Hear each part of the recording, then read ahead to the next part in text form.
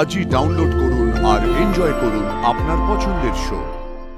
You are under arrest, Mr. Sakshyajit Chatterjee. সব অদ্ভুত ঘটনা আপনার সাথেই ঘটে নাকি বলুন তো?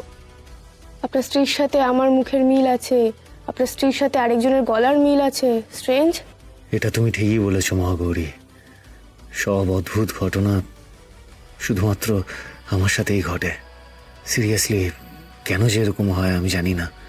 আসলে বজরংবলী কার কপালে কার ভাগ্যে কি লিখে দেন উনি ছাড়া কেউ বলতে পারেন না। কিন্তু আমার আমার মনে হয় আমি তোমাকে নিশ্চিতভাবে বলতে পারি যে ওই সঞ্জয় মণ্ডলের বাড়িতে গেলে আশির কোনো না কোনো একটা খোঁজ আমি ঠিক পাবো। 23 বছর পরে এই প্রথমবার আশিকে খুঁজে পাওয়ার একটা সূত্র পেয়েছি আমি, আর এটা আমি কিছুতেই হাতছাড়া করতে পারবো না। আমি তোমাকে বলছি, আমার কোথাও যেন মনে হচ্ছে ওই মঞ্জুরি আশির গলা ইউজ করে দিনের পর দিন লোক ঠকাচ্ছে। আর এটা যদি সত্যি হয়ে থাকে, ওরা যদি সত্যি আশিকে একটা ঘরে লুকিয়ে রেখে ও দিনের পর দিন ওর গলা ইউজ করে থাকে, তাহলে সেটা কত বড় অপরাধ আশা করি তুমি নিশ্চয়ই বুঝতে পারছো সেটা। দেখো, আমি যদি এখন একা চন্দননগরে ওর বাড়িতে যাই, তাহলে আমি সত্যি জানি না আমি কি করে বসবো। আমি নিজের মাথা ঠিক রাখতে পারবো না। রাগের মাথায় হয়তো আমি এমন কিছু করে বসবো যেটা আইনের চোখে ঠিক নয়। তুমিই তো বলেছিলে যে অপরাধীকে শাস্তি শুধুমাত্র আইন দেবে।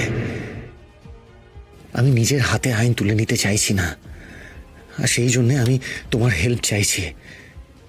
প্লিজ মহাগৌরী, হেল্প করো। আইনের পথে তুমি আমাকে সাহায্য করো Mahagauri.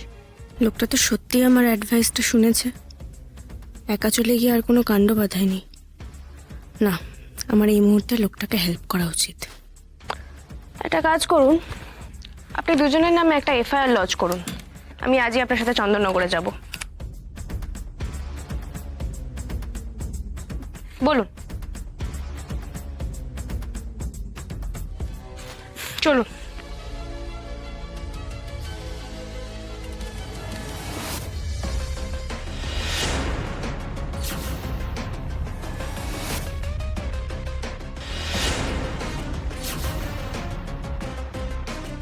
You are under arrest, Mr. Sakshyajit Chatterjee.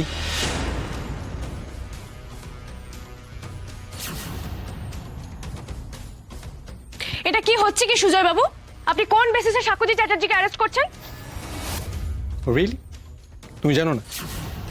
আচ্ছা, আমি তোমায় বলছি।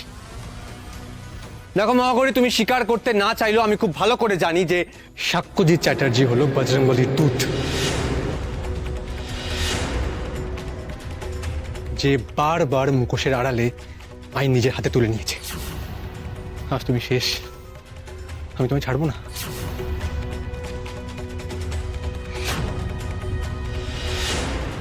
এই লোকটা জানে আমি বজরংবলীর দূত, তার মানে এই লোকটা জেজের লোক। জেজেই নিশ্চয়ই ওকে সব বলেছে, নাহলে তো ওনার জানার কথা নয়। কিন্তু যেভাবে এরা আমাকে বন্দুক নিয়ে চারপাশ থেকে ঘিরে রেখেছে, আর তো বেরোবার কোনো রাস্তাই দেখছি না। তাহলে কি আশিকে খুঁজে পাবার আশাটাও এখানেই শেষ হয়ে গেল?